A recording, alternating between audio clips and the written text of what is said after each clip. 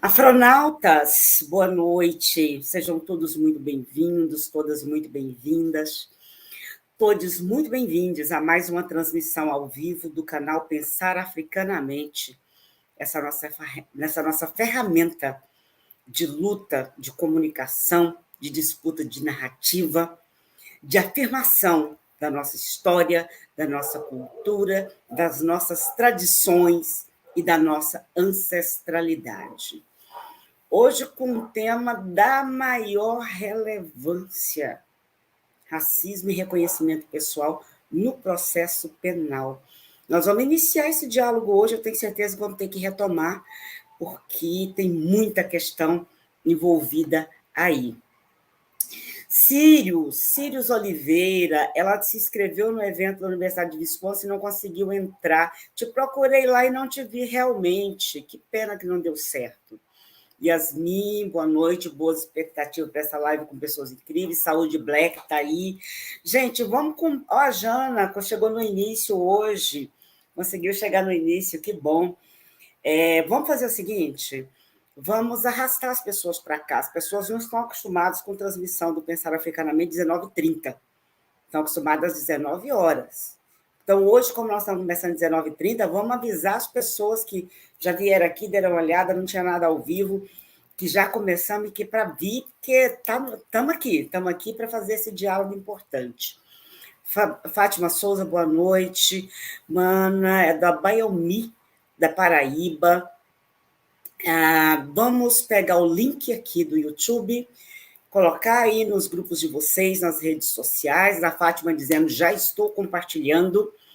E chamando, Pensar Africanamente já está ao vivo, o tema é muito importante. Vamos dialogar racismo e reconhecimento pessoal no processo penal. Vocês estão vendo aí, a gente está vendo todo dia pessoas negras que são presas através de reconhecimento pessoal e, na verdade, foi um equívoco. Será que foi um equívoco? Como é que o racismo estrutura esse olhar? Como é que o racismo estrutura o que é apresentado para as pessoas reconhecerem? Vamos conversar sobre isso. Então, por favor, vamos chamar as pessoas aí. No Facebook, nós estamos em 2 páginas. Estamos na página Pensar Africanamente, estamos na página Áfricas. De lá, você compartilha no seu próprio Facebook, marca as pessoas. É claro, as pessoas seguem vocês porque confiam e vão se chegar aí. Vocês devem estar perguntando, mas por que atrasou hoje meia hora? É que eu aceitei um convite para participar de um evento da Universidade de Wisconsin. Quando eles me convidaram, eles disseram 16h30. Só que depois era 16h30 no horário de lá, e não no nosso horário aqui. Então, aí eu acabei tendo essa dificuldade. Mas já estamos aqui prontas para poder começar. Vou puxar para a sala nosso convidado e nossas convidadas de hoje para participar desse diálogo aqui. Já faço aquela apresentação formal para vocês, protocolar, para vocês terem uma ideia de quem são essas pessoas, um pouquinho da trajetória delas, um pouquinho do que elas fazem, porque o currículo é imenso, se a gente for ler todo, claro, a gente entra noite aí, não é o que nós queremos é ouvir as contribuições que virão.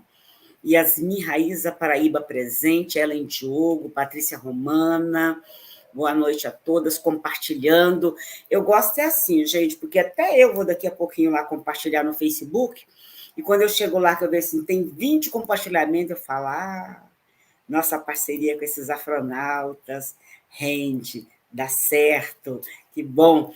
Então, podem ir compartilhando, porque eu vejo, hein? Chego lá daqui a pouco e vejo. Muito bem, eu vou tirar esse banner aqui, para que nós possamos ter mais espaço na sala. Marcelo Fabian chegou aí, ele nos acompanha lá da Argentina. Boa noite, Pensar Africanamente. Boa noite, professora Silvani. Como sempre, é uma honra ouvir você na moderação do canal.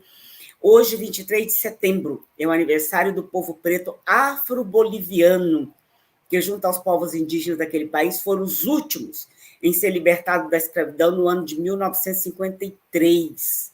No quilombo de Tocanã, onde eu moro, ainda moram avós que sofreram a chicotada e as torturas dos escravagistas. 1953 é a abolição formal, Marcelo Fabiano, que a gente normalmente a gente fala, olha, aqui nas Américas, o último país a abolir formalmente a escravidão foi o Brasil, penúltimo Cuba, agora você está falando da questão aí da Bolívia, eu fiquei confusa. Mas tudo bem, vamos conhecer mais os nossos irmãos e nossas irmãs que estão aqui nas nossas fronteiras e que nós conhecemos tão pouco. E logo, logo a gente traz alguém de lá para conversar um pouco aqui com a gente aqui também no canal. Vamos lá. Fazendo a nossa apresentação formal. O tema, vocês já sabem, racismo e reconhecimento pessoal no processo penal. Está conosco Ana Carolina Lima, advogada, sócia fundadora do escritório Romana e Lima, Advogadas Associadas, com atuação em direito civil.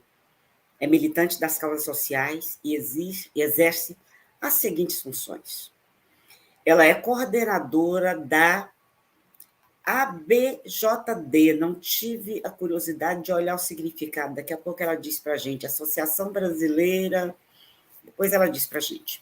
É ouvidora adjunta da OAB Rio de Janeiro, secretária-geral da Comissão de Proteção de Dados e Privacidade da OAB Rio de Janeiro, membro fundadora da Frente de Juristas Negras e Negros, membro do Instituto da Advocacia Negra Brasileira, membro fundadora do Movimento da Mulher Advogada, integrante do coletivo Advogadas do Brasil e diretora executiva do Aqualtune Lab.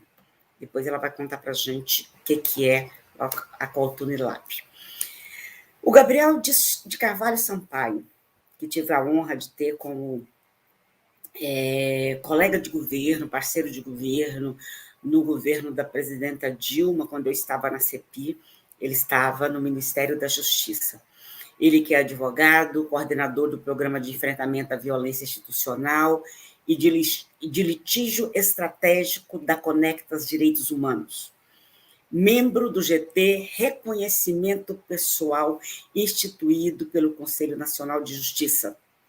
Mestre em Direito das Relações Sociais. Membro do Conselho Consultivo da Ouvidoria das Polícias de São Paulo. Lecionou na pós-graduação Lato Sensu da Uniceub.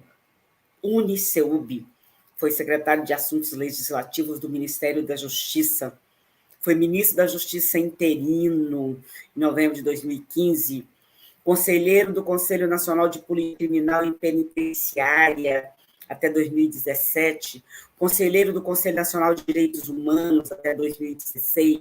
Diretor nacional do projeto Pensando o Direito, também até 2016, foi assessor jurídico no Senado Federal, 2016 a 2019.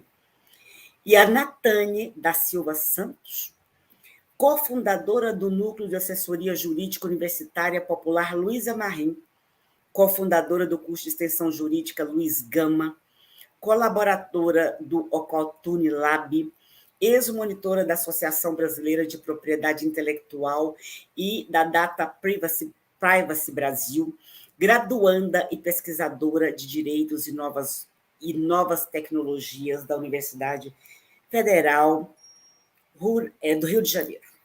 Isso, eu ia falando rural, mas não. E hoje, gente, na moderação do chat, está o Leonardo. Muito obrigada, Leonardo. Ele vai dialogar com vocês aí, tirar as dúvidas que vocês tiverem, mas também vai nos ajudar a não perder as perguntas que vocês tiverem para fazer para as nossas convidadas e para o nosso convidado.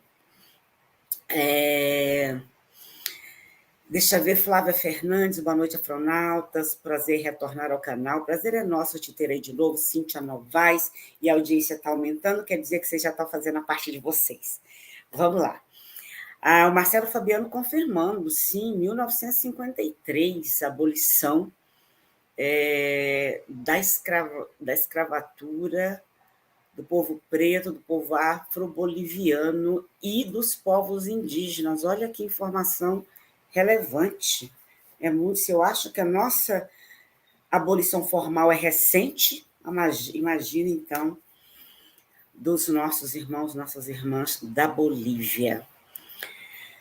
Vamos começar, gente. Vocês estão aqui para ouvir o que as nossas convidadas, o nosso convidado tem a dizer sobre este tema, conforme nós combinamos aqui antes. Nós vamos começar com a Ana Carolina, é isso? Olha só, já esqueci o nosso combinado. Começa com você, Ana Carolina?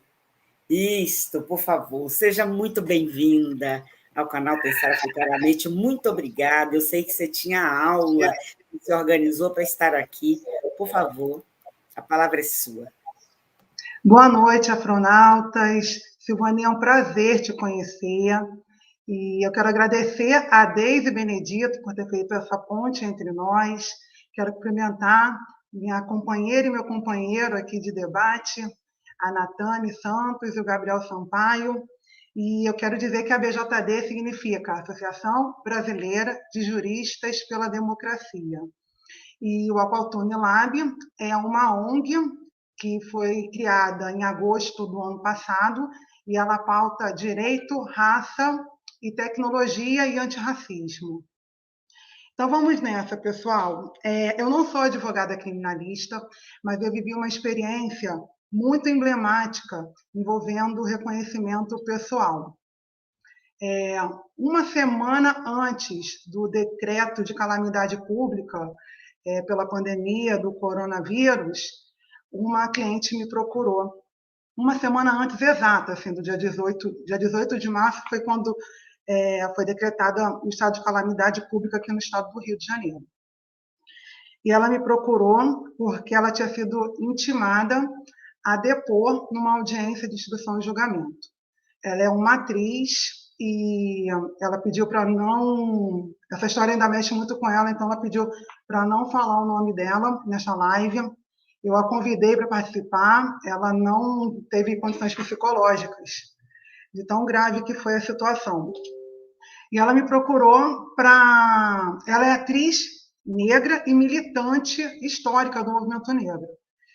E ela chegou com essa intimação no escritório me pedindo ajuda, e eu fui atrás da minha rede de advogadas e advogados criminalistas, só que como seria no dia seguinte, estava muito em cima, ninguém estava disponível. Então eu fui, mesmo sem ser da área. E antes da audiência, né, nós nos encontramos 2 horas antes e ela me relatou em detalhes o que tinha acontecido. Ela era um dia de semana, 10 e pouca da noite, ela tinha terminado a gravação de um seriado que ela faz parte e aí ela mora na Zona Norte, aqui do Rio de Janeiro, e um colega que mora na Zona Sul ofereceu carona no Uber para ela. E falou, olha, eu vou ficar primeiro, depois você fica, mas depois você pode ir comigo. E ela foi. E aí, assim foi feito. O Uber deixou o colega na Zona Sul e ela seguiu. Em determinado momento, quando eles estavam atravessando um túnel, que agora eu não lembro qual, o carro foi parado por assaltantes, 4 assaltantes, 2 homens negros, 2 homens brancos. E um estava com uma arma em riste e apontou para a testa dela e pediu os pertences, né? E ela foi passando tudo, ela só pediu para ficar com a chave de casa, porque ela só pensava no filho dela, que tem 13 anos de idade. Ela só pensava nele nessa hora em que ela tinha que voltar para ele. Então, leva tudo, mas deixa a chave da minha casa. E aí, levaram tudo no motorista também, menos o carro. Na saída desse túnel, que eu não lembro, apesar de morar no Rio, eu sou do interior do estado, moro aqui no Rio há 15 anos. Eu não consigo guardar o nome das ruas, dos túneis. Eu tenho um problema com a geografia territorial. E aí, na saída desse túnel que corta a Zona Sul e a Zona Oeste, tem um posto policial. E eles foram para esse posto policial e ele estava todo apagado. E ela ficou socando a porta ela via que tinha uma luz lá no fundo. Por fora estava tudo apagado, mas no fundo parecia que tinha alguém. Ela ficava batendo na porta insistentemente, o motorista também, até que 2 guardas abriram a porta. Não havia delegado, eram só dois policiais militares. E aí eles relataram o que aconteceu e eles vieram com o álbum fotográfico para os dois analisarem se alguma daquelas pessoas do álbum era os assaltantes, porque eles disseram que estava acontecendo muito assalto dentro do túnel ali nas proximidades e que eram as mesmas pessoas de sempre e aquelas pessoas faziam parte do álbum. Já foi desse jeito. E aí, quando ela foi olhando o álbum, ela percebeu que a maioria das pessoas no álbum fotográfico eram pessoas negras, eram homens negros. O motorista do Uber era um homem não negro. Primeira pessoa que apareceu, ele falou que era o assaltante. E ela pedia para ver, voltava, e muito nervosa, muito angustiada. Os policiais pedindo para ela poder ser rápida, o motorista pedindo para ela ser rápida, e ela angustiada, né? A única mulher ali no meio, a mulher negra. E ela começava o álbum, terminava e não conseguia reconhecer ninguém. Ela falou, não é nenhum deles. E o motorista tinha reconhecido um dos primeiros. E os policiais ficaram induzindo o motorista também que ela reconhecesse alguém para poder sair dali. Enfim, ela querendo chegar em casa, querendo ver o filho, ela acabou reconhecendo o mesmo que o motorista reconheceu e se sentindo muito mal com aquilo, mas querendo sair, ela fez isso e foi embora. E tentou apagar essa história da mente dela. Aí, meses depois, ela recebeu essa intimação e aí ela foi, né, lá no escritório. E nós fomos para a audiência no dia seguinte. Chegando no Fórum da Capital, lá na Vara de Execuções Penais, o corredor estava muito cheio e eu não tenho experiência, né, de atuação nessa área. Mas foi uma situação que muito marcante. Nós chegamos um corredor lotado de jovens negros e muitas mulheres, mães e companheiras deles e crianças. Por incrível que pareça, tinha muitas crianças. E algumas dessas mulheres estavam ungindo os filhos, elas cercavam e ficavam ali ungindo, né, antes de entrar na audiência. Então, cheguei, fui verificar a pauta para saber se a audiência dela estava ali, estava tudo certo, e fiquei tentando identificar quem era essa pessoa, esse réu dessa audiência que ela participaria, dessa audiência de instrução e julgamento que ela participaria como testemunha. E assim, eu ficava olhando para aqueles jovens negros e tipo, gente, para mim nenhum tinha cara de bandido, nenhum tinha um estigma, né? De nada, assim.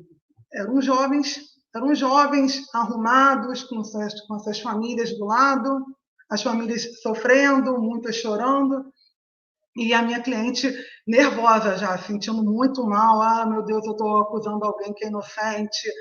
Ela só pensava nisso também. Poderia ser meu filho no lugar dele. E aí, por favor, Ana, me ajuda, vamos tentar identificar. Só que é proibido fazer contato, né, com um réu numa situação dessa.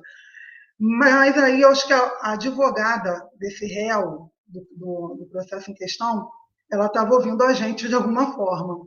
E aí, de forma muito discreta, ela pediu para falar e contou a história do réu.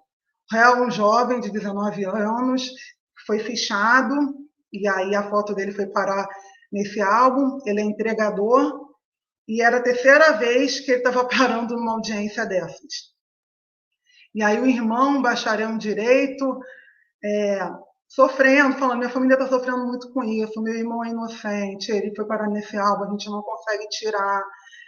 É a história que a gente conhece, que a Natane e que o Gabriel vão poder explicar depois e comentar depois. Enfim, entramos na audiência e ela tinha que fazer o reconhecimento dessa pessoa. Embora eu já tivesse visto, e ela falou categoricamente, não é ele. Eu tenho certeza absoluta que não foi ele que me assaltou. nós entramos, ela teve que entrar, eu fiquei do lado de fora, ela entrou numa sala, junto com a juíza e com o Ministério Público, para reconhecer a pessoa. Eram 3 pessoas que ela deveria reconhecer, e pela lei as pessoas deveriam ter o mesmo estereótipo. E aí, quem ela tinha que reconhecer? Tinha um segurança de terno, um segurança do fórum, que a gente viu na entrada, ele estava lá de terno, e um homem branco louro. E ele. E ela tinha que reconhecer quem era o assaltante. E ela entrou e falou, não, é ele. E a juíza falou, olha bem, veja bem, ele é acusado de crimes muito graves, tem certeza? E ela, tem certeza. Aí o Ministério Público também fez muita pressão para ela acusar esse jovem, ela dizendo não. E eu me lembro que, como era uma semana antes do decreto da pandemia, a juíza ela pegava álcool em gel, que ainda não era uma norma, e jogava assim no microfone, jogava na mesa e dizia, eu comprei do meu próprio bolso isso aqui. Nós vamos nos prevenir que eu não sei o que vai acontecer. Então, era um clima de pandemia, mas também uma sala com muitos cristais, com muito tudo, mas era contraditória porque ali todo mundo todo mundo que entrava ali como réu já seria condenado. E aí, no final das contas, aconteceu o seguinte, a decisão da juíza foi, olha, a outra testemunha não foi localizada e eu acho que a gente pode arquivar esse processo, já que essa testemunha não reconhece ele como assaltante, um dos assaltantes. Mas o Ministério Público falou, não, eu vou atrás dessa outra testemunha e a gente vai seguir com o processo. Minha recomendação vai ser essa. E a juíza acatou. E o processo ele está seguindo até hoje. Essa é a história. E aí eu quero passar a palavra agora para meus companheiros para a gente contextualizar tudo isso. Obrigada. Obrigada, Ana. Eu imagino que experiência, até para uma pessoa que é ativista negra e se vê numa situação como essa, nossa, não tenho palavras. Eu estou vendo o pessoal chegando aí. Vocês demoraram muito, gente. Era 19h30. Depois vocês vão ter que assistir a Ana Carolina, viu? Porque fica gravado, vocês podem assistir depois. Professora Ieda Leal, que também é colunista do canal, a Rosilene Sérgio, Marina Nhambi, que faz parte da equipe de moderadores do chat, Mila Hanna, Maria Bárbara Porfírio, também da equipe de moderadores do chat. Gente, pode arrastar geral para cá, porque esse assunto é muito sério. E hoje é só o nosso primeiro diálogo sobre esse tema. São doutor e doutoras, viu, gente, que está aqui. Eu fico nessa intimidade de Ana Carolina, Gabriel Sampaio, viu? Mas Natane, são doutoras e doutores, tá bom? Então, vamos lá, por favor. Gabriel, que bom te receber aqui no canal Pensar Africanamente. Por favor, a palavra é sua. Muito boa noite, Silvani, Ana Carolina, Natane, todas as pessoas que nos acompanham. Uma alegria imensa poder estar aqui falando para o canal, os afronautas. Um grande abraço. E muito importante tratar desse assunto. Eu acho que atualmente as pessoas têm até prestado mais atenção para esse tema que é tão importante para o debate, e diria até, né, para o debate civilizatório no nosso país, né? Nós chegamos a um nível em relação ao racismo estrutural na nossa sociedade que nós temos que retomar os elementos mais básicos do Estado de Direito para conseguir demonstrar o tamanho do fosso que separa um Estado civilizatório, o Estado de Direito, da prática processual penal e da prática do poder punitivo no Brasil. E eu sempre gosto de tratar esse assunto de forma a demonstrar o quanto o racismo estrutural ele influencia o processo penal no Brasil. Eu vou tecer alguns comentários aqui que vão nos ajudar a demonstrar e a provar o quanto esse debate ele é ligado ao racismo estrutural. Quando nós falamos em Estado de Direito, estou falando dessa construção mais básica, né, que é o Estado de Direito, a separação de poderes, uma Constituição que rege os direitos e garantias fundamentais, nós retomamos uma ideia muito importante, que é a ideia de controlar o poder estatal como um todo. O Estado de Direito existe a partir de uma constatação já antiga, é a constatação que é a base da ciência, como a gente conhece hoje, da ciência moderna, e que parte do pressuposto de que o poder ele precisa ser controlado. O exercício do poder estatal ele precisa ser controlado. E para ser controlado de forma eficiente, é necessário construir essa estrutura e essa base institucional da separação de poderes, de uma Constituição, num modelo positivista, de uma lei que possa disciplinar os direitos e as garantias fundamentais. Essa base do Estado Democrático de Direito, que pode ser associada a vários momentos históricos, mas que a gente pode datar aqui com as revoluções liberais, francesa, estadunidense, enfim, entre outras tantas que pautam o século, especialmente o século XVIII, os séculos XVIII e XIX, e que, portanto, dão a base em nível ocidental para a construção das sociedades que se formam a partir de então. Dentro dessa concepção, por exemplo, o que a gente entende como principal exercício de poder acaba sendo o poder punitivo, que é esse monopólio que os órgãos de Estado têm para impor sanções penais, para impor repressão, para impor o sistema penitenciário, para impor, determinar crimes e penas. O poder punitivo, portanto, ele acaba sendo o espaço, o território em que o poder ele acaba exercendo a sua capacidade de disciplinar a sociedade, disciplinar os corpos por meio da punição e por meio do uso da força estatal.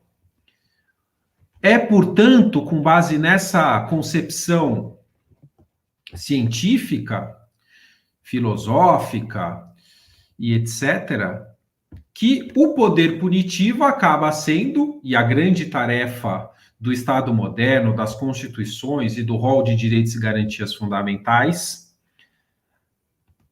acaba sendo o poder punitivo o espaço em que é mais necessária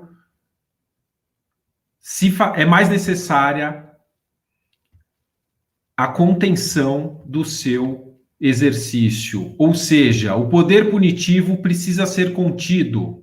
Se todo o poder tende ao uso arbitrário, se todo o poder tende ao uso abusivo, o poder punitivo é um território em que o processo civilizatório precisa incidir para a sua própria contenção. Se há um espaço, portanto, para que haja o arbítrio, e essa é a tendência histórica de todo o poder, não estamos aqui criando uma visão idealizada sobre o exercício do poder, estamos constatando a partir da história que ele tende ao arbítrio. O poder punitivo é aquele em que é mais necessária a realização da contenção. O processo civilizatório precisa, portanto, conter o poder punitivo. Se é preciso, dentro do processo civilizatório, construir base, estruturas institucionais para conter o poder como um todo, para o poder punitivo também reza essa lógica. Bem, vamos fazer uma análise desses elementos aqui para a realidade brasileira. Quando nós falamos dessa estrutura e dessa concepção de Estado democrático de direito e chegamos ao Brasil, essa concepção liberal, ela vai se assentar no nosso país num momento em que, aqui no Brasil, nós vivíamos sob a égide de um regime escravocrata. A primeira Constituição brasileira, cuja Assembleia Constituinte surge em 1823, em seguida a independência do nosso país, comemoramos aí 199 anos dessa independência há poucas semanas. Dessa independência surge uma Assembleia Constituinte de 1823 que teria como função adequar um projeto de país independente à concepção liberal que passa a dominar a ciência ocidental, que passa a dominar a sociedade ocidental. É talvez a primeira oportunidade que, em um projeto de nação, o Brasil poderia enfrentar e superar o seu modelo escravocrata, trazendo para a sua realidade e para o enfrentamento da sua realidade a filosofia, a ciência e o processo civilizatório, portanto, incompatível com o modelo escravocrata. E o que nós vemos é a tradução desses ideais numa sociedade que vai se formar enquanto país independente, sem superar o elemento escravocrata, sem superar o modelo escravocrata e constituindo uma base, entre aspas, liberal, que compatibiliza também, entre aspas, esses valores com o regime escravocrata. Como isso seria possível? Isso seria possível a partir da concepção de instituições que disciplinariam os corpos e que usariam do poder punitivo contra os corpos negros, para disciplinar os corpos negros a se manterem num modelo escravocrata, para construir um modelo de país que transformaria a população negra em objeto, negaria à população negra a capacidade jurídica, a sua titularidade de direitos e as tornaria, portanto, objeto de uma disciplina jurídica que iria criminalizar a sua resistência, que iria criminalizar a sua cultura, que iria criminalizar toda a forma de resistência ao modelo escravocrata. Isso é a base da tradução dessa concepção do Estado de Direito para a nossa sociedade. E isso vai sendo incrementado também por meio de uma legislação civil que, ao preparar o Brasil para uma transição inexorável para o fim do modelo escravocrata, vai manter as bases econômicas da subalternização da população negra. É para isso que surge a Lei de Terras, de 1850, e que cria uma disfunção jurídica, inclusive, entre os trabalhadores livres migrantes que vinham para o nosso país e os trabalhadores escravizados. Pós a abolição da escravatura, nós temos um modelo jurídico e institucional pautado pelo exercício do poder punitivo, ainda focado na criminalização da população negra, da sua resistência, da sua cultura. Silvani vai lembrar muito bem quando nós interagimos para tratar dos elementos culturais ainda criminalizados em pleno século XXI. E essa estrutura jurídica vai se desenvolver e se manter sem que o país enfrentasse na primeira Constituição republicana este modelo. Nós não tivemos nas constituições pós-abolição da escravatura enfrentamento dessa questão. Um enfrentamento responsável do racismo estrutural e estruturado por meio dessas instituições. As instituições do poder punitivo se mantiveram silentes diante desse passado. Ora, quando nós vemos a prática das instituições do sistema de justiça criminal, nós temos que reconhecer a sua história. E a ausência de um balanço histórico dentro dessas próprias instituições que pudesse considerar este passado.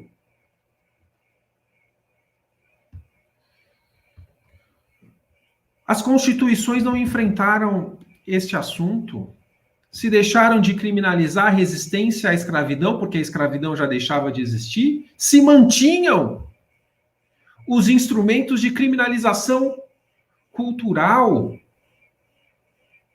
a lei de vadiagem, a criminalização da capoeira.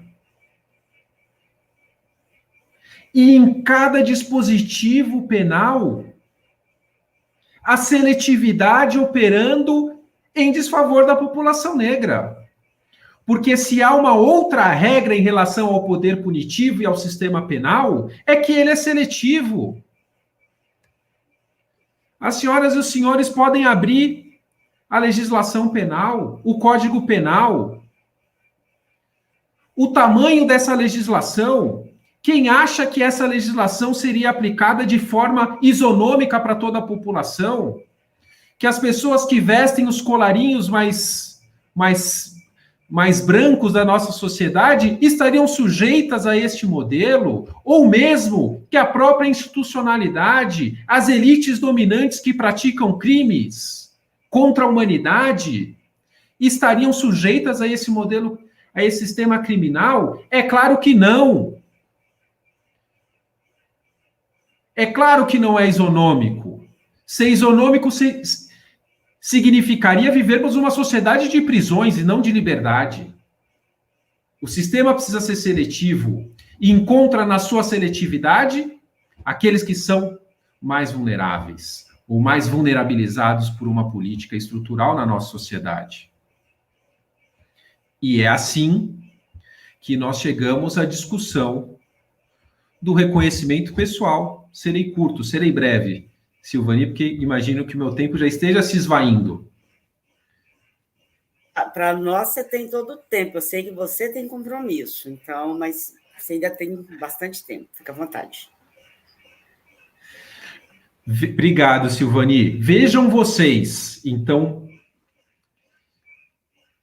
a questão de como nós estruturamos com a Constituição de 1988 a possibilidade de resgatar valores, de resgatar uma perspectiva de direitos e garantias fundamentais que rompessem com esse passado autoritário do nosso país.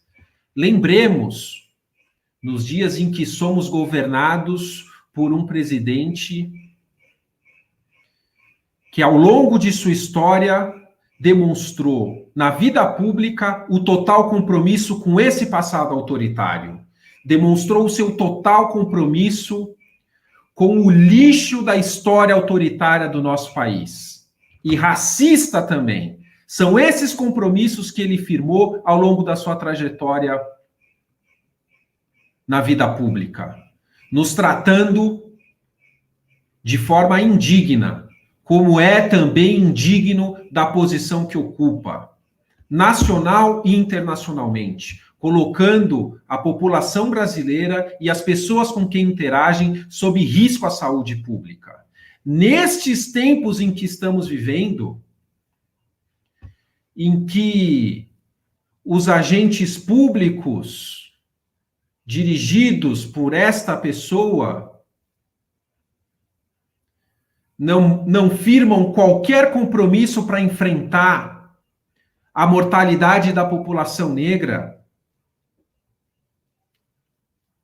esses agentes públicos que conduzem a história do nosso país para não enfrentar o racismo estrutural nas mortes violentas, para não enfrentar o racismo estrutural nas mortes provocadas pelo Estado, 70%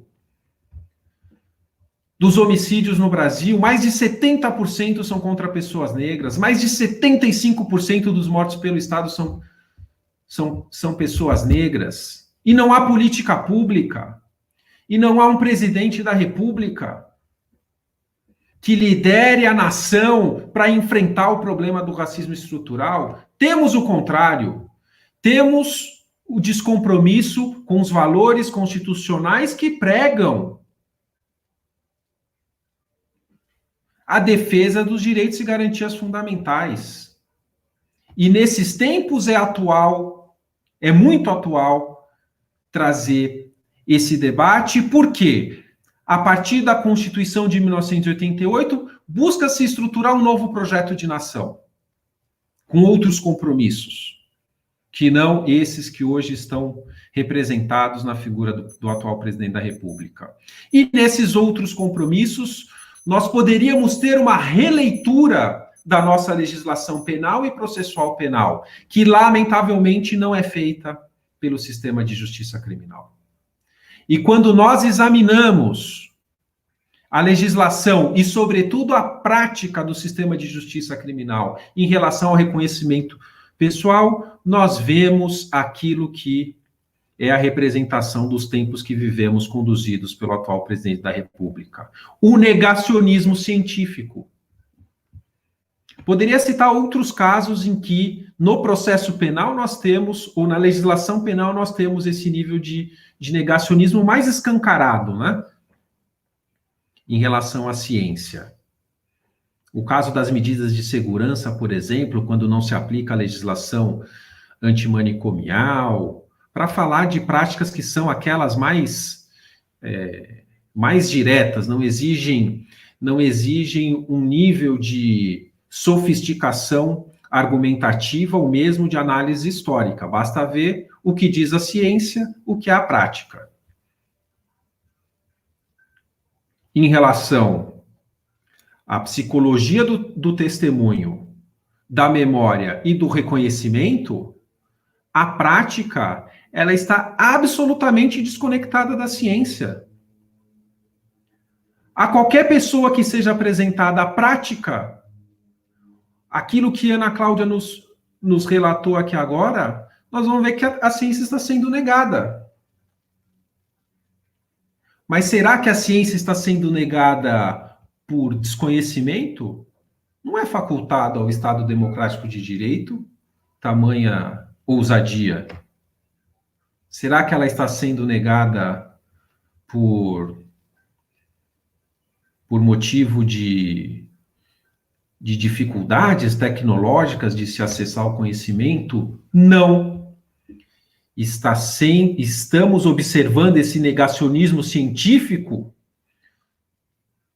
no sistema de justiça criminal porque, lamentavelmente, estamos abraçados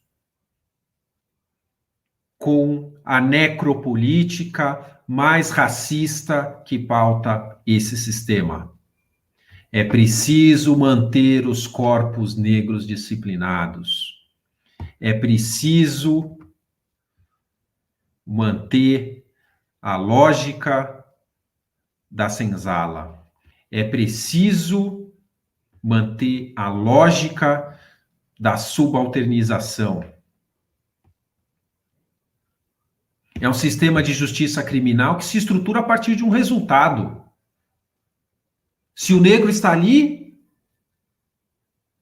numa sala de audiência, se ele está ali trazido por um agente policial para um reconhecimento, ele só pode ser culpado.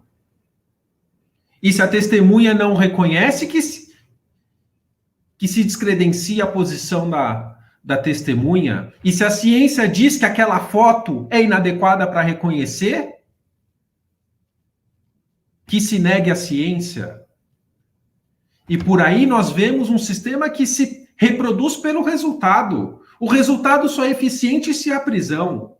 A prisão só é eficiente se a pessoa é a pessoa negra.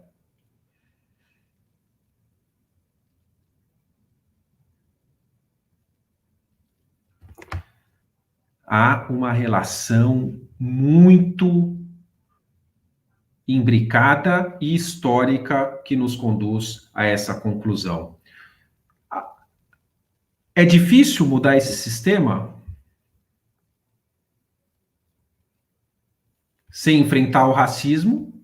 É impossível mudar esse sistema.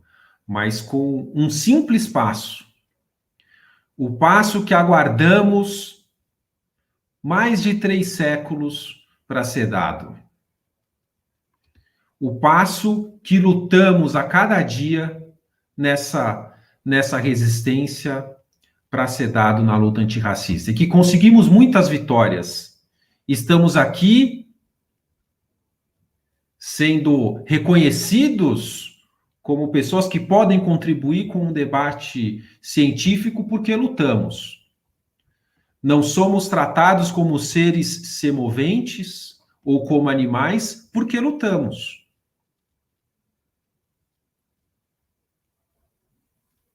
E é porque lutamos que vamos mudar esse modelo de processo penal.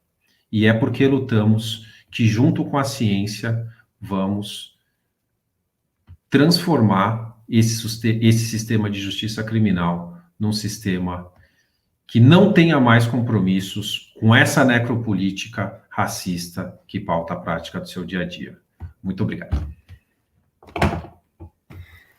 Muito obrigada. Nossa, que bom te ouvir, que bom que você finaliza apontando, olha, nós lutamos, então nós vamos mudar isso, nós vamos transformar isso.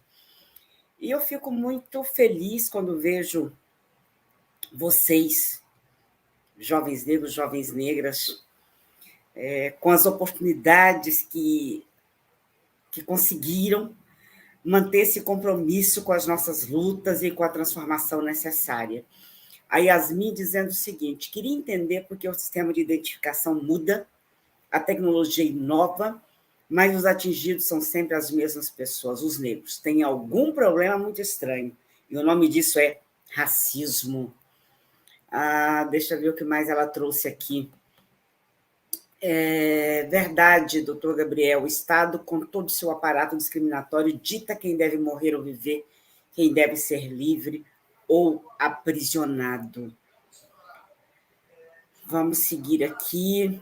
Tatiana Vonsi, que está aí conosco, dizendo: Gabriel de Carvalho Sampaio, quanta excelência, licença Silvane, licença convidados, boa noite, convidadas.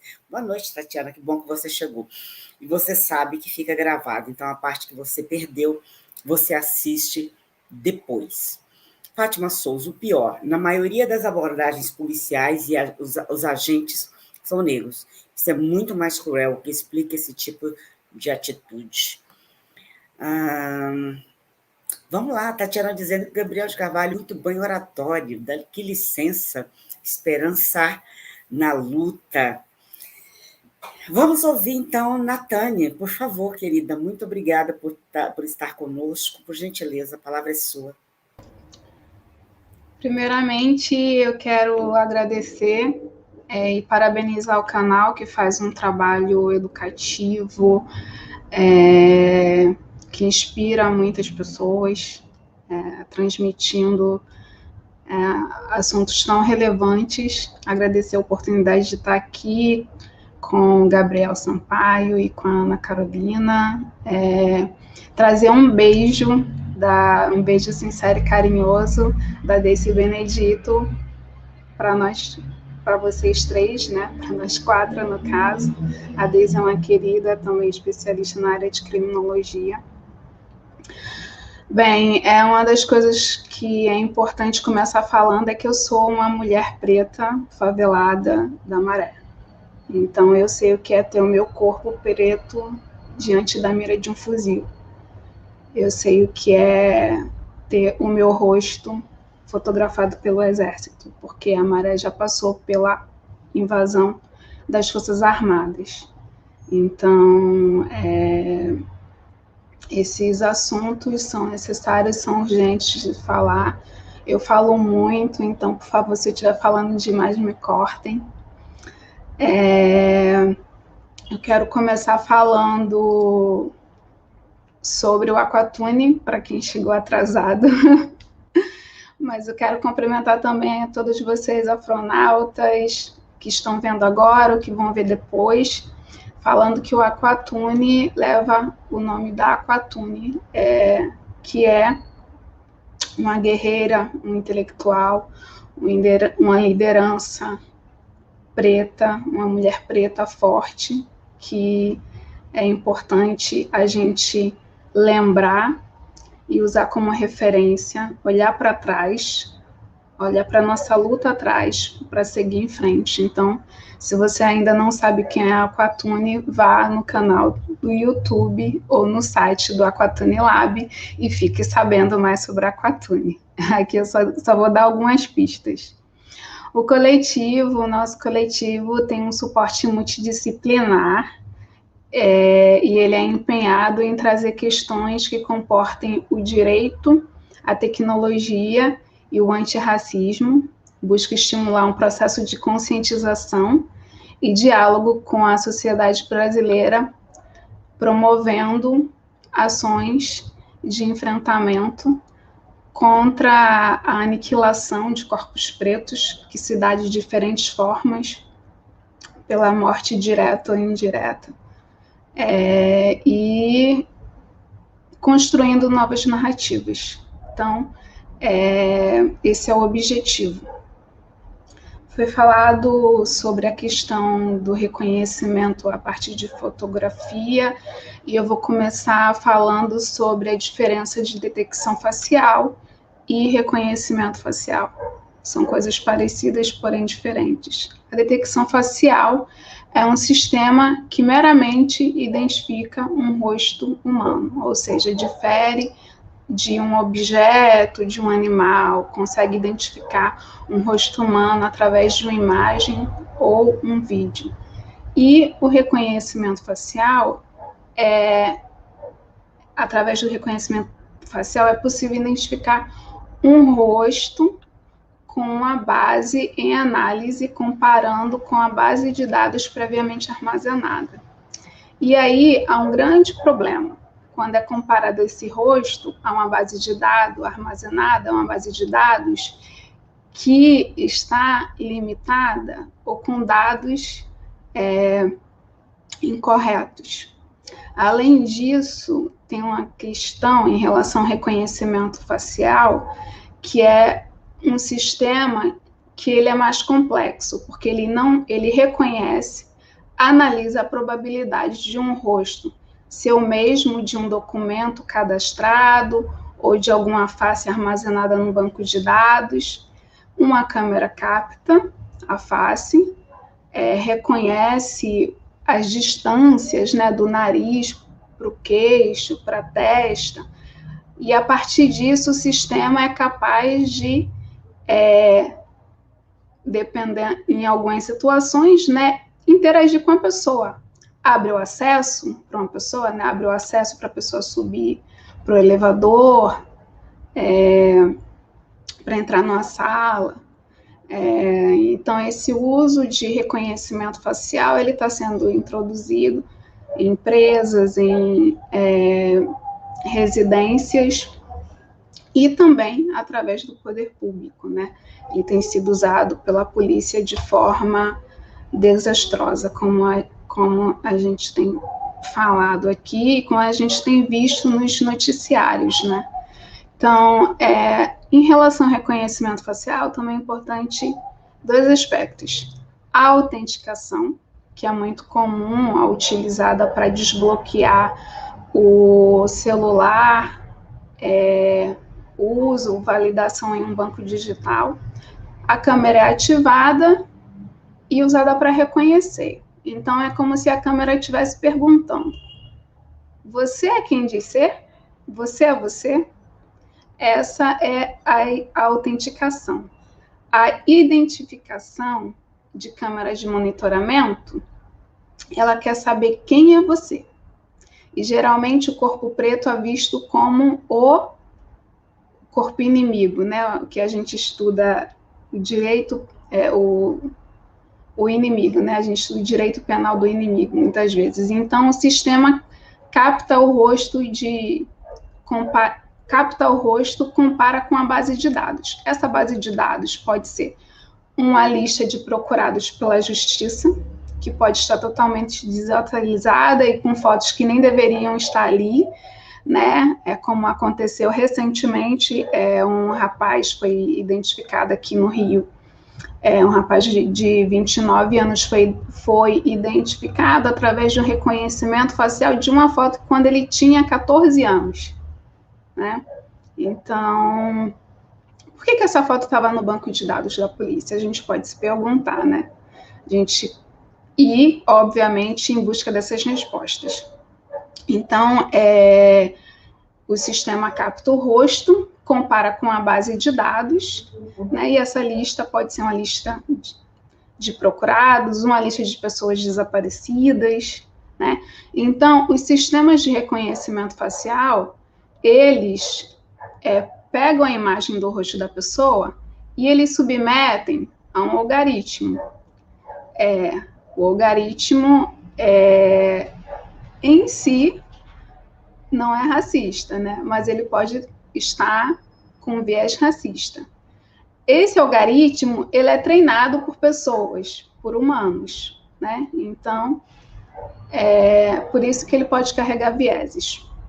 Então, a imagem do rosto é submetida a um algoritmo que é treinado para identificar dezenas de pontos no rosto, fazer comparações, destaques, né, como a distância da boca para o queixo, cicatrizes, a luz do ambiente pode interferir também.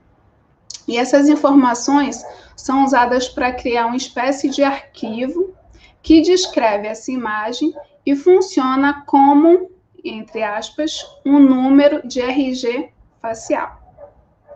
E esse número de RG facial, ele vai comparar com bancos de dados, né? Então, o trabalho do sistema passa a esquadrinhar uma nova imagem para checar se os dados extraídos, eles batem com os dados que estão sendo armazenados. Então, há uma série de companhias que trabalham em várias etapas nesse processo. Ora fornecendo tecnologia de reconhecimento, ora checando se as bases de dados conferem. Aqui no Brasil, a gente tem algumas bases de dados no setor privado, alguns bancos, alguns varejistas, operadoras de telefonia, dentre elas a Oi, que muito coopera com a Polícia Militar do Rio de Janeiro e também com a Polícia da Bahia. Mas também o setor público tem um banco de dados. Então, o Serviço Federal de Processamento de Dados, o SERPRO, e a DataPrev são dois bancos de dados assim que a gente pode destacar. E, enfim, e por que o reconhecimento facial é algo tão complicado aqui no Brasil? Além do racismo estrutural, que também se manifesta nas novas tecnologias, a gente tem chamado de racismo algorítmico, mas é o racismo nas tecnologias, não é a mesma coisa? E aí, há estudos que mostram os impactos disso e da falta de regulação, né? O Instituto Igarapé tem um trabalho super sério a respeito de reconhecimento facial, junto com a Data Privacy Brasil, lançaram um trabalho chamado Regulação do Reconhecimento Facial no Setor Público. E nesse relatório, eles mostram que desde 2011, essa tecnologia vem sendo implementada.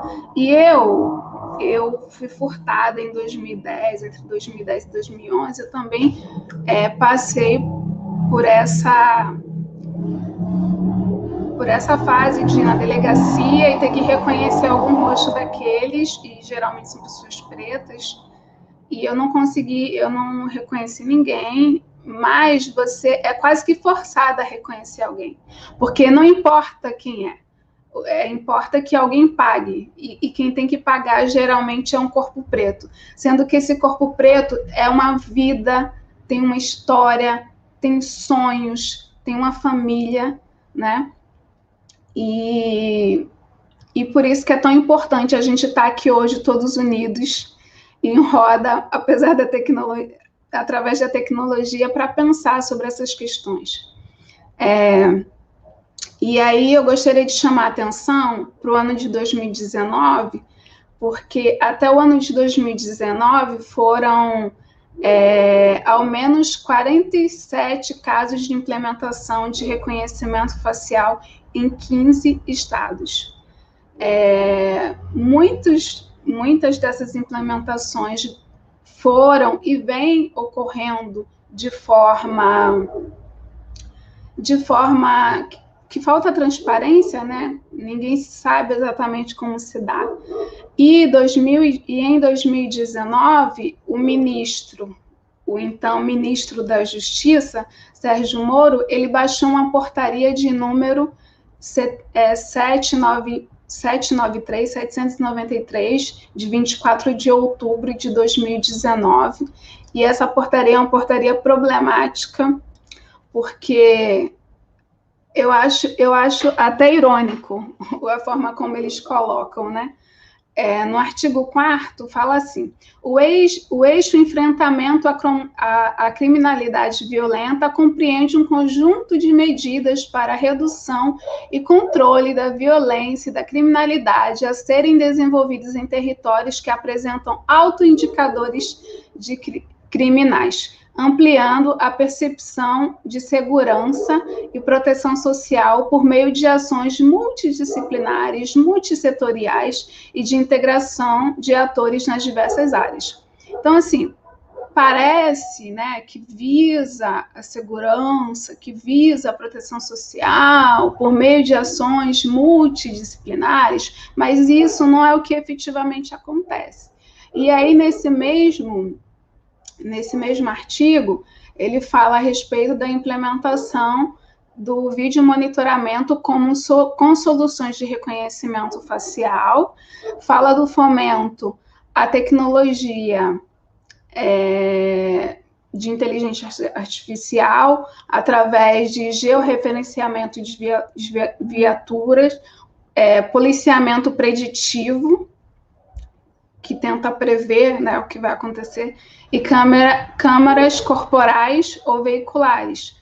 Além disso, esse artigo ainda menciona algo que é extremamente complexo, que é a rede integrada de bancos de perfis genéticos, ou seja, pegar o DNA de presos. E isso, de fato, tem acontecido. E, mais irônico ainda, é que nesse ano também veio um projeto piloto chamado Em Frente Brasil, onde 5 municípios aderiram voluntariamente e receberam 9 bilhões em 1919 e 25 milhões em 2020, esses 5 municípios. Eles receberam esse dinheiro para colocar o reconhecimento facial, vídeo monitoramento, porém, os testes foram encerrados e os resultados não foram apresentados, não foram divulgados para a sociedade. E a gente percebe aí uma falta total de transparência, né? E a resposta é porque o Ministério da Justiça não poderia divulgar. E aí eu gostaria de chamar a atenção para mais um relatório, que é um relatório de de vigilância automatizada ao uso de reconhecimento facial pela administração pública no Brasil, elaborado pelo LABIM, foi lançado esse ano, em 7/7/2021, que faz um raio-x do uso de tecnologias no setor público brasileiro. Se eu estiver falando muito, pode me cortar. E é importante a gente perceber esse raio-x do uso da tecnologia por uma série de questões, porque vários direitos estão sendo violados, tem a questão também do dinheiro, né? Na Maré, quando as Forças Armadas estavam na Maré, elas custavam para os cofres públicos 1,7 milhões por dia. E isso não tornou a Maré um lugar mais seguro. O Exército gastou, em pouco tempo, um dinheiro que não foi investido ao longo de 15 anos em termos de educação dentro da Maré, né? Quem quiser saber mais sobre isso, eu indico o livro Militarização e Censura, a luta por liberdade de expressão na favela da Maré, da minha querida amiga Gisele Martins. Não é porque é minha amiga não, mas é uma obra excelente, vale muito a pena.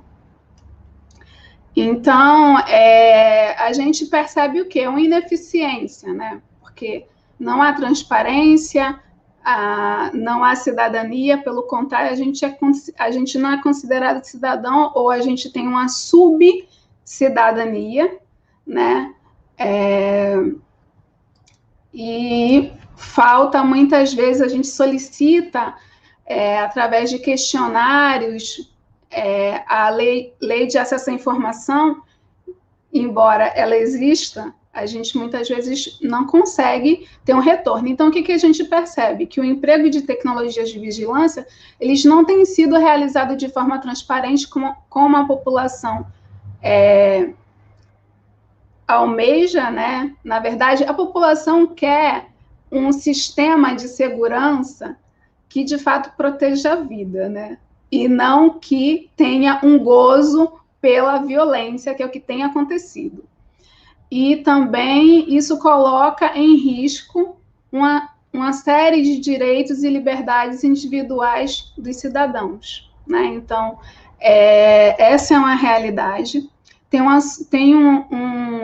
exemplo muito emblemático de 9/7/2019, de uma senhora que foi detida em Copacabana, indevidamente. É um caso bem famoso, especialmente porque ela foi detida por estar sem documento. Falaram que ela era uma foragida, mas, na verdade, a pessoa que havia cometido o crime já estava presa há anos. E aí a gente percebe essa base de dados totalmente equivocada. E quando é solicitado, quando o Centro de Estudos de Segurança e Cidadania, CESEC, solicita, né, os dados, as informações, né, sobre o número de prisões, sobre o número de abordagens, sobre falsos positivos, para averiguar a eficiência do sistema, a Polícia Militar do Rio de Janeiro simplesmente diz que não tem esses dados. Se não tem esses dados, por que essa tecnologia continua sendo usada? Qual a finalidade, de fato, dessa tecnologia? Né? Então, assim, recentemente, o ministro Luiz Fux, presidente do Supremo Tribunal e do Conselho de Justiça, ele decretou o prazo de 6 meses para que um grupo de trabalho elabore uma nova regulação de procedimentos para reconhecimento pessoal em processos criminais, bem como sua ampliação no âmbito do Poder Judiciário.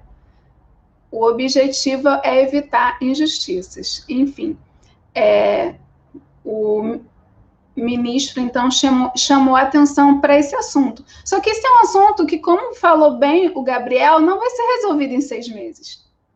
Porque envolve uma questão estrutural. Envolve pessoas que não são consideradas cidadãs ou são consideradas subcidadãs, né? E aí, enfim, tem aspectos onde a regulação, a lei é importante, mas não basta só ter a lei. Quem aplica essa lei? Quem vai aplicar essa lei? Qual é a cor do judiciário brasileiro? Né? Então, a gente também tem que fazer esses questionamentos. Por isso que a gente está reunido aqui hoje é fundamental, em termos de educação, em termos de conscientização, em termos de levar esse diálogo à frente, a fim de que a gente possa trocar. Existe um anteprojeto da Lei Geral de Proteção de Dados Penais. Ela tem vários aspectos interessantes, mas tem alguns aspectos que não são práticos, de fato, para evitar a violação de direitos de pessoas pretas, né?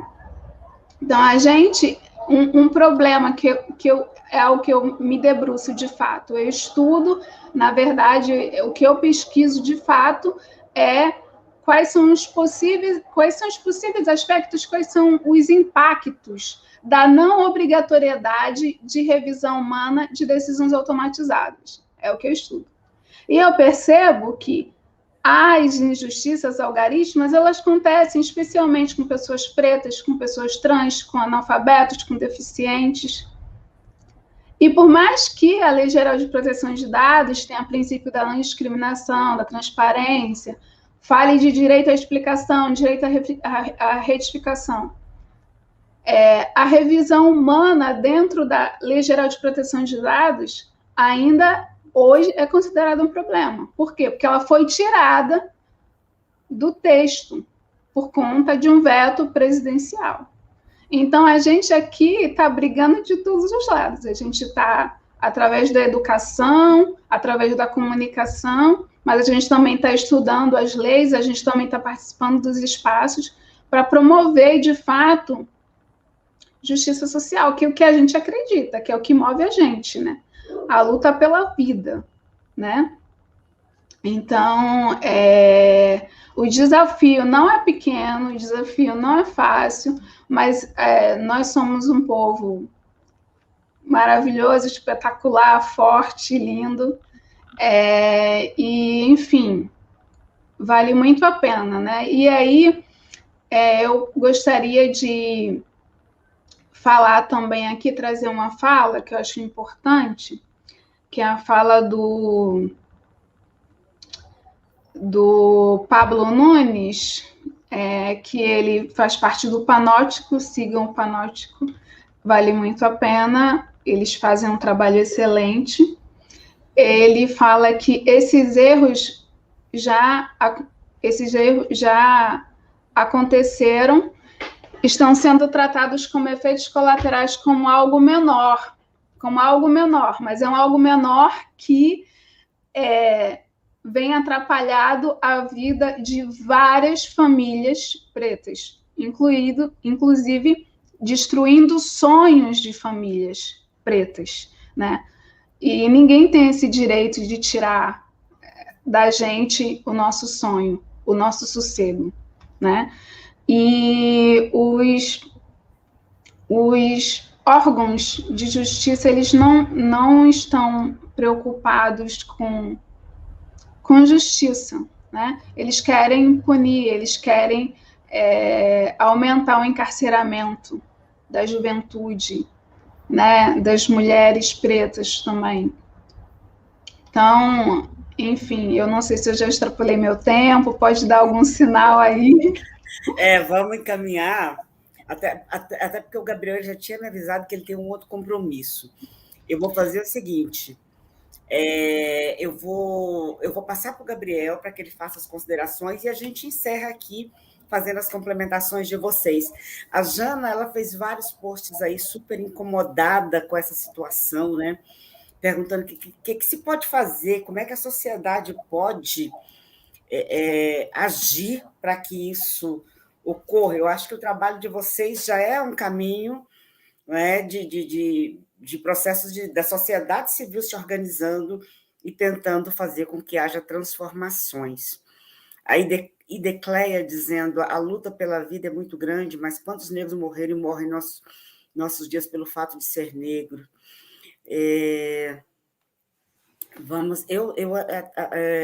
Na conversa que eu tive agora há pouco com o pessoal da Universidade de Wisconsin, não tem nem como, né? Esse assunto acaba vindo, essa coisa do extermínio da juventude negra, essa coisa do encarceramento da população negra, não tem como, porque são são cancros, né? São núcleos duros de se mexer, de se provocar alguma transformação.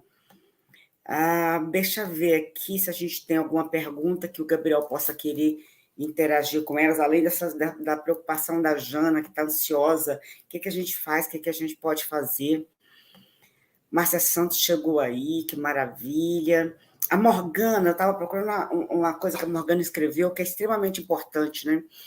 As falsas teorias racistas se basearam na antropometria, que ela falou quando a Natane estava dizendo como é que se faz as medições para saber se esse é o rosto, né? A antropometria usando a ciência para criminalizar o povo preto, e temos a herança ainda nos dias de hoje. E a gente vai voltar a esse assunto aqui, Natane, inclusive sobre essa questão de algoritmo, eu falo disso aqui sempre, porque os algoritmos do YouTube derrubaram tanto a nossa monetização do canal, dizendo que o tema não era de interesse dos patrocinadores, aí eu pedi a revisão humana, demorava semanas para ser feita a revisão humana, que a gente decidiu que não vai mais monetizar, a gente não está mais monetizando. Que as pessoas entram, ficam vendo propagandas, a gente não tem controle de que propagandas são, e depois, na metade da transmissão, o YouTube avisa que o tema não é de interesse dos patrocinadores, tal, né? As pessoas usam algumas subterfúgios, por exemplo, a gente colocou aqui o título, né? Racismo e reconhecimento pessoal no processo penal. A pessoa que quer garantir a monetização dá uma higienizada no título, coloca alguma coisa bem leve para ver se o algoritmo não derruba, mas esse não é o nosso compromisso, né? Então, é disso que nós vamos falar, então é isso que a gente vai colocar aí. O algoritmo, que é uma inteligência artificial racista, elaborada por mentes naturais racistas, obviamente, vai se sentir incomodado e não vai dar a devida visibilidade. Por isso eu peço sempre a vocês, interajam com o canal, inscrevam-se, dê seu like, comentem, porque isso é que nos ajuda a ir furando a bolha criada pelo algoritmo. Mas, Natane, obrigada por essa sua primeira fala. A gente passa depois para as complementações. Eu vou devolver para o Gabriel, que eu sei que ele tem compromisso. Ele me avisou antes, para que ele possa fazer as suas considerações também. E, Gabriel, você está convocado para voltar, para a gente dar continuidade ao diálogo. Vocês estão convocadas também. Por favor. Mais uma vez, eu queria agradecer, reforçar minha alegria de estar com vocês, Silvani, Ana, Natane, uma honra imensa. E eu procurei falar um pouco do quanto o racismo faz parte do nosso sistema punitivo, portanto, do processo penal, e situar que o reconhecimento pessoal acaba sendo um instrumento, né? E acho que é importante a gente repisar isso. E aí eu vou citar um documento produzido pelo Ministério da Justiça, em tempos bem distintos do atual, mas que, por meio de uma publicação, uma pesquisa científica coordenada pela professora Lilian Stein, que merece todo o crédito por esse trabalho, publicou no projeto Pensando Direito essa sistematização científica do quanto há de problemas no uso do reconhecimento pessoal. Mas é difícil identificar esses problemas, são os problemas da memória. Então, a gente pode fazer uma análise científica que é acessível a qualquer pessoa. Teste a sua memória hoje. Imagine o nível de responsabilidade que um agente público no sistema de justiça criminal precisa ter ao valorar uma prova produzida por meio do reconhecimento. A memória nos trai. A memória pode ser sugestionada por outros vieses e fatores sociais, como o racismo. Então, é preciso estabelecer esse debate. Então, algumas vezes, e temos a lamentar isso, as pessoas não conseguem dimensionar o que é o racismo estrutural, Mas outras vezes, algumas pessoas conseguem dimensionar o quão falível é a memória, e nós precisamos dialogar com elas, para que a partir desse acesso, a sua capacidade crítica, a sua capacidade intelectual, possa identificar que o sistema está incorreto. No grupo do Conselho Nacional de Justiça, eu vou procurar contribuir com as discussões e tenho boas expectativas.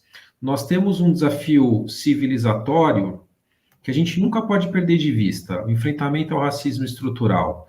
E as pessoas precisam compreender, de fato, mais do que simplesmente reproduzir o que é o significado do racismo estrutural. Falar de história e fazer, talvez, tornar minha fala um pouquinho mais maçante, falando das origens da nossa história, do nosso passado escravocrata, é uma forma de alertar as pessoas para esse problema estrutural. E toda vez que nós enfrentamos um problema estrutural com apoio da ciência, nós temos capacidade de êxito. Não é difícil identificar a falibilidade da memória, não é difícil ler a Constituição, a proteção dos direitos e garantias fundamentais, e rechaçar que uma pessoa possa ser condenada com fundamento num método que é absolutamente frágil. Como alguém, vamos falar de respeito mínimo à trajetória pessoal de alguém, vamos falar de respeito mínimo à importância que a institucionalidade, o Estado Democrático de Direito tem, para que alguém seja levado ao sistema de justiça criminal sem nenhum elemento para que isso aconteça. Então, a rejeição a essas práticas ela é muito importante. As bases do Estado Democrático de Direito nos fornece ferramentas. E, para responder a Jane, com todos esses elementos, o principal, a nossa luta oferece ferramentas para reverter esse processo. Eu me recordo que nesse ano de 2021, graças ao ascenso do movimento negro em luta internacional, foi possível ter alguns avanços. Por exemplo, o Brasil internalizou a Convenção Interamericana de Combate ao Racismo. Acaba de se tornar norma constitucional, veja a relevância histórica disso, a positivação de ações afirmativas, de políticas afirmativas. Nem este atual governo, com o compromisso que tem com a morte e com a necropolítica, será capaz de tirar do povo negro, da população negra e do povo brasileiro a conquista da internalização dessa convenção e de finalmente contarmos como norma constitucional as ações afirmativas. É com esse espírito que eu acredito que é possível alterar o sistema de justiça criminal. É com esse espírito que eu acredito que a gente é capaz, sim, de derrotar essa necropolítica, de derrotar esses coveiros da nossa história, de derrotar essas pessoas que fazem ódio ao autoritarismo e construir uma sociedade justa e igualitária. Nós somos maioria nessa sociedade. Nós construímos a riqueza desse país. Falar de reconhecimento pessoal no processo penal é falar de racismo. Enfrentar as práticas de reconhecimento pessoal no processo penal é enfrentar o racismo. É construir uma sociedade em que se respeitem as pessoas e não as levem ao sistema de justiça criminal simplesmente por um mecanismo falho do nosso sistema. Nós queremos que as pessoas sejam tratadas com toda a dignidade, indistintamente, independente da sua cor de pele. Porque o Estado de Direito nos garante isso. E cada luta que nós vencermos para derrotar as práticas racistas no sistema de justiça criminal, nós caminhamos para uma sociedade mais justa e igualitária. E é por isso que nós não podemos desistir de nenhuma dessas lutas. Farei parte do GT no CNJ para tratar deste assunto. Na nossa atuação na Conectas Direitos Humanos, nós vamos enfrentar esse tema e ao lado do movimento negro, a quem a sociedade brasileira deve todo dia agradecer e parabenizar pelo resgate da nossa história propiciado pela luta desse último período, que nos deu o reconhecimento como norma constitucional de muito daquilo que no nosso passado nos tornou uma sociedade injusta e que hoje nos faz acreditar na construção de uma sociedade mais igualitária, de uma sociedade de superação do racismo. Para chegar nesse capítulo da história, nós precisamos derrotar o nosso passado autoritário. E o que a gente pode dizer para esse passado autoritário, com um peito cheio de ar, é que nós vamos derrotar o autoritarismo na nossa sociedade. Podemos esperançar na nossa luta e nessa vitória. Obrigado, Silvani, obrigado por me propiciar estar aqui com vocês e por ter mais esse momento de esperança e acreditar na nossa luta. Nós é que agradecemos. Volte sempre, você fique à vontade, porque eu sei que você tem compromisso.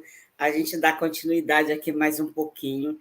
Muito obrigada mesmo, porque eu sei que você teve que se adaptar aí para estar aqui com a gente. Só podemos agradecer imensamente. Eu compartilhei com vocês aí algumas redes sociais, que a Natane quer saber mais sobre o assunto. Ela fez a sugestão aí de várias sites, links, redes sociais. Eu já compartilhei vou compartilhar os outros já com vocês. O pessoal do Projeto Asilo Angu, que bom que vocês estão aí com a gente, dizendo: o racismo do algoritmo é algo já conhecido. Toda discussão negra é tornada irrelevante ou de não interesse para as pessoas racistas que comandam. A Jana perguntando se vocês puderem dar mais detalhes de como é que funciona o reconhecimento facial. Deixa eu ver, Morgana, muito obrigada pela aula. Sigo aqui estudando para levar essas questões tão importantes para minhas turmas do ensino médio em Sergipe. Deixa eu ver o que mais nós temos aqui. Aí Decléia dizendo: volta, doutor Gabriel, porque é a voz que clama pelas amordaças sem voz alta, por favor. Deixa eu ver o que mais nós temos. Sebastião Messias: a inteligência artificial revela racismo estrutural, enraizado no sistema público governamental como um todo, em todas as estruturas, na verdade, né? E que deve ser combatido diuturnamente por todos nós. A Tatiana dizendo: uma campanha nacional de divulgação sistemática dos erros cometidos por memória daria conta de um bom efeito na consciência do racismo estrutural. Muito bem. O pessoal do Projeto Asilo: infelizmente, a memória no sistema penal é racista, vê toda pessoa negra enquanto culpada ainda, herança da vadiagem atribuída a nós depois que aboliram a escravidão. Na verdade, gente, eu fico muito feliz que a fala do doutor Gabriel também aponta caminhos, saídas, luta, né? Como ele disse, esperançar, saber que é possível. E se a gente perder a esperança, aí a gente não luta mais. Então, não tem como. A gente tem que lutar sabendo que estamos construindo algo melhor. A Mila Hanna dizendo: como uma ex-presidiária, sei na pele o absurdo que é ver a banalidade desses escarnecedores do Estado nos tratar como asfalto que a humanidade passeia por cima. Muito bem. O pessoal da Casa da Franquia, Gilson Ferraz Júnior, também está aí acompanhando. Vamos dar sequência, e essa questão do algoritmo, eu já estou me comprometendo a gente voltar e aprofundar um pouco mais esse diálogo. Deixa eu ver se temos aqui, se Leonardo colocou mais alguma pergunta aqui para nós. Vamos ver aqui, o Olavo. Minha pergunta é respaldado em lei tirar foto de uma pessoa numa abordagem? Vi no caso de rapaz negro preso injustamente ontem. Isso é permitido? Está em respaldo na lei, uma abordagem de fotografar as pessoas? Eu imagino que eles formem esses catálogos deles para reconhecimento até com fotos tiradas dessa maneira, que eu imagino que não seja algo legal. Vamos lá, eu vou devolver para vocês, para a Ana Carolina, depois para a Natane, para vocês dialogarem com as perguntas, fazerem suas complementações. Por favor, Ana Carolina, é com você. Voltando, gente, a fala depois do Gabriel e toda a experiência, as informações trazidas pela Natane foram muito enriquecedoras, né? E aí, eu que estou assim numa roda gigante nessa live, eu vou lá em cima e volto, assim, eu fico desanimada e depois eu tomo aquela injeção de esperança, porque existem as saídas e nós temos as saídas, né? Então, citando um conto da Conceição Evaristo, né? Eles combinaram de nos matar e nós combinamos de não morrer. Então, esse GT do CNJ, que tem lá um dos diretores do Alcaltônico, o Pablo Nunes, citado pela Natânia, e também ter o Gabriel Sampaio lá, assim, dá muita esperança para a gente, porque eles vão levar toda a criticidade do racismo estrutural para dentro desse GT. Esse GT de reconhecimento pessoal, ele não é só com pessoas negras, né? São poucos negros, acho que não tem paridade racial nesse GT, se eu não me engano. Não sei se a Natane tem essa informação. Mas tendo, só de ter o Pablo Nunes e o Gabriel lá, o coração já fica aliviado, né? O Gabriel, ele trouxe muitas informações, me fez lembrar, foi uma aula, né? Me fez lembrar o tempo da faculdade. E no curso de Direito, a gente costuma dizer que a gente se apaixona por penal e casa com civil.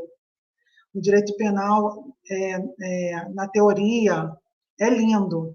Né? Se a ciência criminal, como ele tanto falou, fosse levada a sério, a gente teria muitas respostas do sistema de justiça, não só o criminal, o sistema de justiça como um todo seria muito diferente. Bom, são tantos assuntos, né?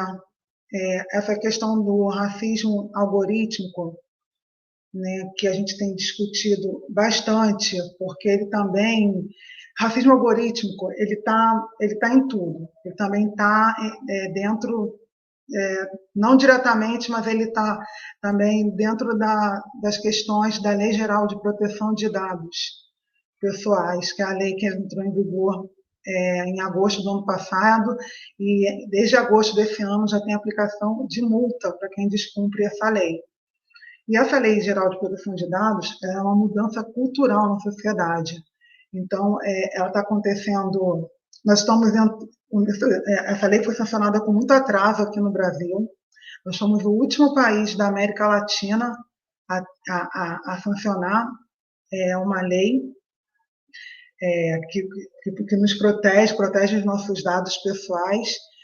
E dentro do escopo tem várias questões que são muito pertinentes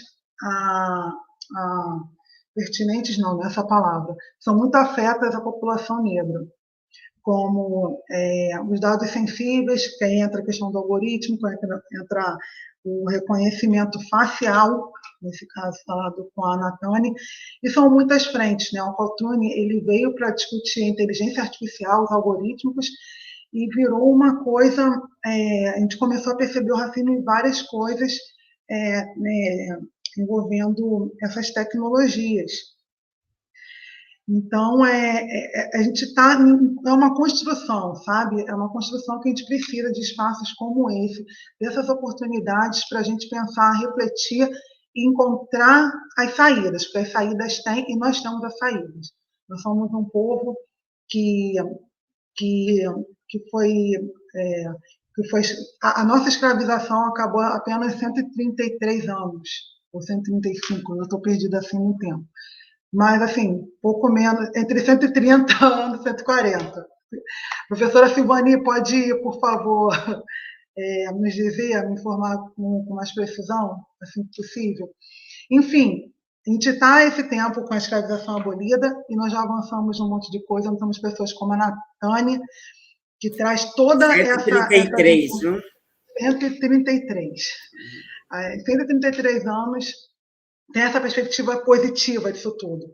133 anos que acabou e nós temos a Natane podendo ter um espaço na internet para poder denunciar o que ela passa na maré. Temos o Gabriel, com toda a intelectualidade, o arcabouço acadêmico, falando, trazendo aquelas informações. Existe este canal maravilhoso chamado Pensar Africanamente, por mais que os algoritmos fiquem tentando impedir a ascensão do canal, a gente resiste, porque a gente sempre encontra as saídas. Eles tentam nos silenciar, nos aniquilar em todos os sistemas sociais, e a gente vem resistindo e avançando, e não é indo pelas beiradas, a gente está indo na linha de frente mesmo. Então, também tem esperança de que essa fase autoritária vai passar, porque nós vamos vencer. É o povo preto que vai, como sempre, que sempre faz as viradas de chaves positivas para os avanços sociais do Brasil. Está sempre com a gente essa chave. E a gente está seguindo, estamos em marcha e estamos abrindo aí essas discussões e refletindo e cada vez mais trazendo apoiadores. É isso que eu queria falar nesse momento, dessa palavra. Obrigada, Ana Carolina. O Olavo dizendo que policiais meus conhecidos já me disseram que nas academias eles aprendem que negros são suspeitos até segunda ordem. A gente tem denúncias de manual de formação em que o suspeito no manual está sempre representado por uma figura negra, sempre, né? E tantas outras denúncias de como isso é construído no imaginário. Já é construído no imaginário social no dia a dia, mas e como ali em treinamento para serem agentes da segurança, são treinados para ceifar as nossas vidas, né? Então,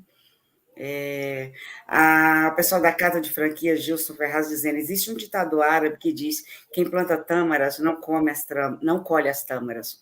As tamareiras levam 80, 100 anos para produzir os primeiros frutos.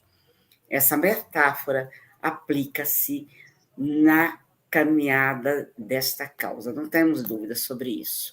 Realmente, o processo é longo, porque nós lidamos com imaginários, né? Imaginário e com instituições que estão ainda fortalecendo os imaginários racistas. Gostei quando o Sebastião reproduziu aqui, como dito pelo sábio palestrante: a lei é ignorada, a ciência é negada e o racismo é exacerbado. Natane, por favor, querida. Bem, muito... as polícias, inclusive a polícia militar, elas foram fortalecidas durante a ditadura civil-militar empresarial.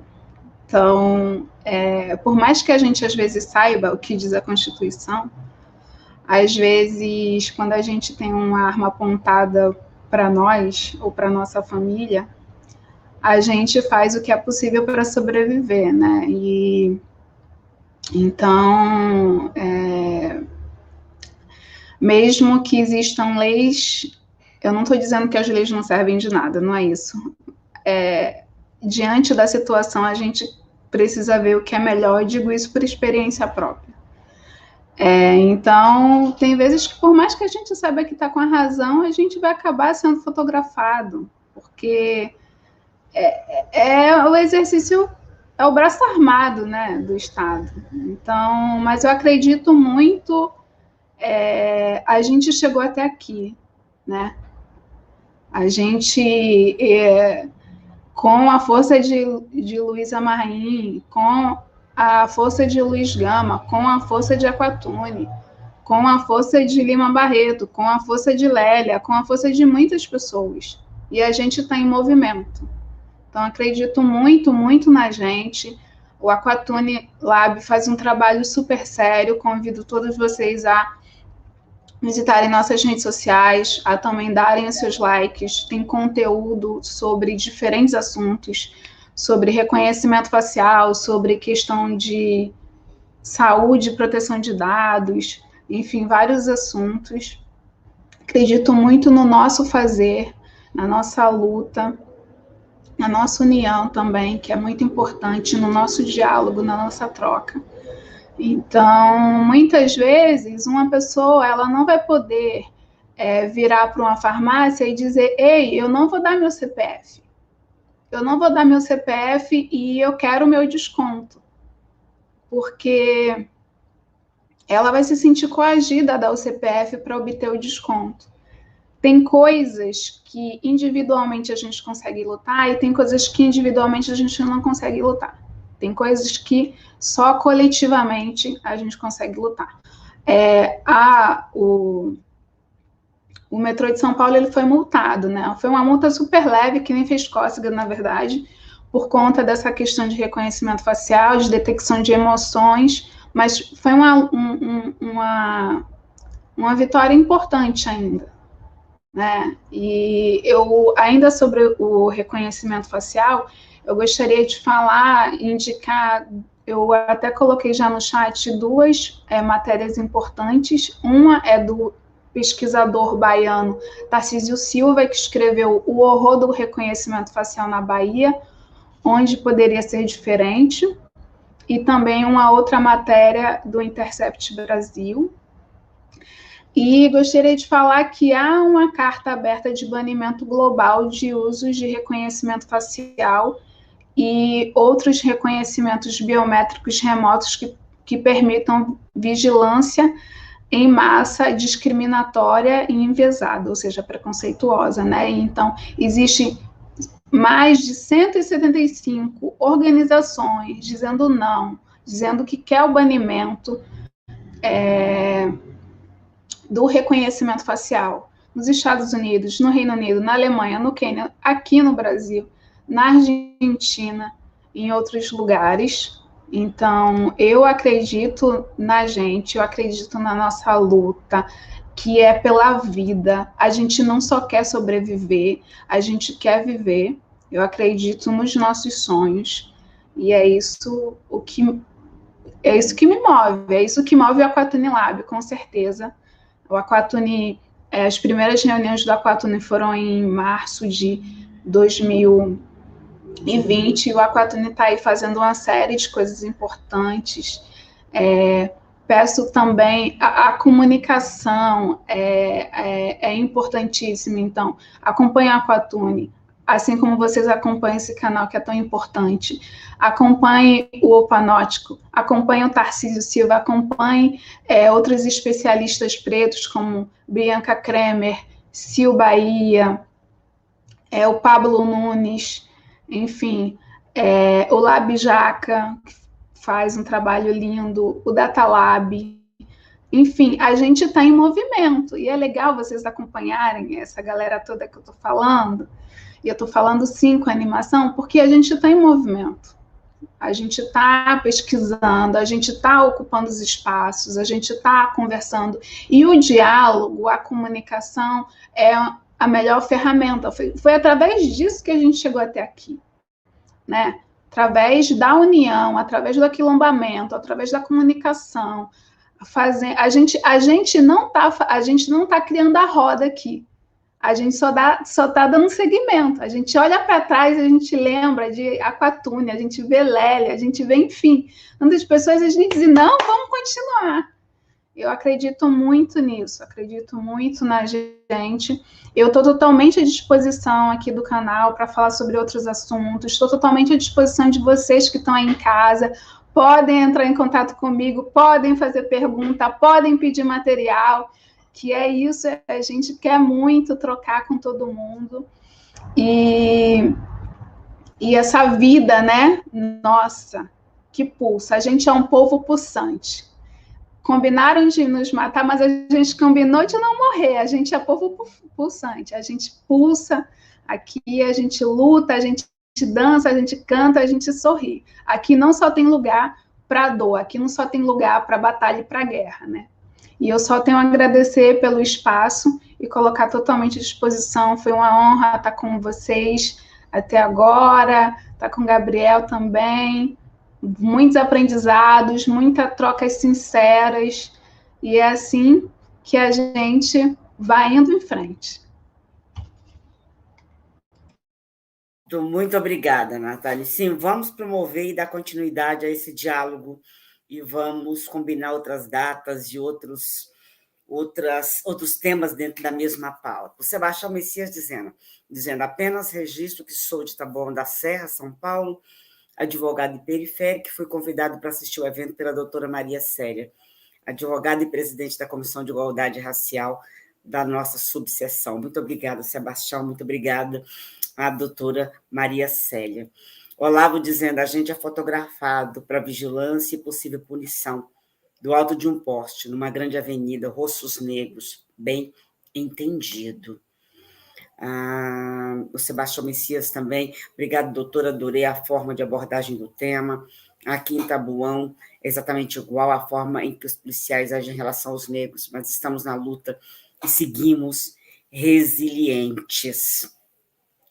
A Jana dizendo que o problema está na lei. Na verdade, Jana, nós temos leis até bastante avançadas, nós temos alguns dispositivos que são absolutamente anacrônicos, mas avançamos muito. Nós temos uma Constituição chamada de Constituição Cidadã, que garante direitos que não são cumpridos, porque as instituições são estruturalmente racistas e, obviamente, não têm interesse em cumprir. Mas vamos lá, a gente vai na luta, a gente segue em frente. Eu fico meio como a Ana Carolina, às vezes dá um desânimo e no minuto seguinte, opa, respira, porque temos aqui uma saída, uma possibilidade, temos aqui um caminho. O pessoal do Projeto Asília, há anos de fazermos perguntas, outros anos de respondê-las. Vamos responder o racismo com a nossa força, com o nosso nós. Fátima Souza, muito importante todas as falas. A da Natânia, então, nos anima. A luta continua sempre. Muito bem. Vamos continuando, quer dizer, estamos encaminhando para encerrar aqui. Deixa falar para vocês que vem aí sábado, às 15 horas, vem a coluna do professor Anderson Flor, Tata em Cocinambá. Ele vai dialogar sobre conhecimentos tradicionais, conhecimentos de mulheres, com a Givane da Silva, que é quilombola, e com a Elionice Conceição, que, se não me engano, deixa eu até conferir, que a Elionice, ela é pescadora também, quilombola, e as duas virão falar sobre os conhecimentos tradicionais e o papel das mulheres na preservação e na reprodução desses conhecimentos tradicionais. Ok, vamos nos encaminhando aqui para encerrar. O Fábio Santos já tinha colocado alguma coisa aqui para a gente, eu perdi, sobre cinema. Deixa eu ver se eu acho aqui antes de eu encerrar, porque eu achei bem interessante. Não estou achando, mas vocês leram. E ele aqui no final, ele coloca para a gente que o cinema vai botar isso onde passa 4.500 pessoas do mundo. Esse cinema é uma inovação de abrigo. Muito bom, gente. Eu agradeço muito a vocês, ao Gabriel, a Natânia, a Ana Carolina, ao Leonardo, a Luana Arantes, que ficou aqui recepcionando vocês para mim enquanto eu estava lá na outra atividade. Acho que a gente começou muito bem o diálogo sobre esse tema. Vamos dar continuidade, vamos continuar conversando sobre isso e informando. Eu acho que sabemos muito pouco ainda sobre algoritmos, é importante sabermos mais e discutirmos até como a gente ir driblando, furando a bolha, porque eles vão nos limitando, vão tentando dizer, ó, estou te colocando no seu lugar de novo, e a gente diz, meu lugar é onde eu quiser estar, então a gente vai em frente. Muito obrigada, Afronautas. Quando a gente terminar aqui, vocês já caem na tela da atividade de sábado. Já dá seu like, já aciona lá o sininho, já deixa um comentário. Isto nos ajuda a ir driblando os algoritmos, porque aí o algoritmo vai perceber, tem gente interessada, tal. Então, terminando aqui, cai na outra tela, você já aciona lá o sininho, já dá seu like, já faz um comentário e vai nos fortalecendo nesse processo. Muito bom, muito obrigada, agradeço de novo. Eu vejo vocês sábado e cuidem-se muito bem. Estamos em tempos pandêmicos. Cuidado mútuo, autocuidado são essenciais. Até sábado, às 15 horas. Muito obrigada.